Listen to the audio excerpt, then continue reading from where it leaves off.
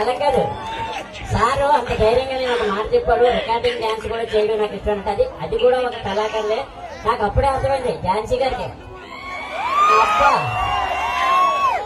కానీ మా కళాకారులో ఉన్న గొప్పతనం ఏంటి తెలుసా, అక్కడ వేసి ఒక 90-80 ఏజ్ వాళ్ళు ఏదో తప్పుగా చిన్న చిన్నది మా కళాకారుల మీద బిహేవ్ చేస్తారు. కానీ ఒక కళాకారులు ఇంకో కళాకారుల మీద డాన్స్ చేస్తే ఆ కళను మనసులో పెట్టుకునే డాన్స్ చేస్తారు, తప్పుగా ఎప్పుడు చేయరు. నిజంగా గ్రేట్ సార్ గారు. ఎందుకంటే ఈ రోజు మా కళాకారులకి ఈ రోజు అవకాశం ఇచ్చినటువంటి మా చంద్రబాబు గారికి ఒకసారి 2 చేతులు పైకెత్తి గట్టిగా చెప్పడం.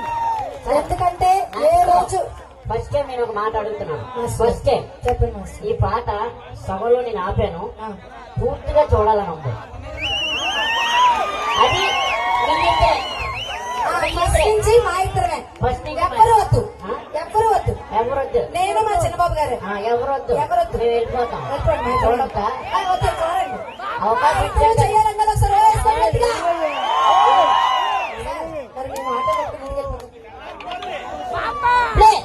ఈ సభని బాలు రేడియన్స్ వారికి, రమేష్ మేష్ వారికి ఇది అప్పచెప్పాం. వారి పర్మిషన్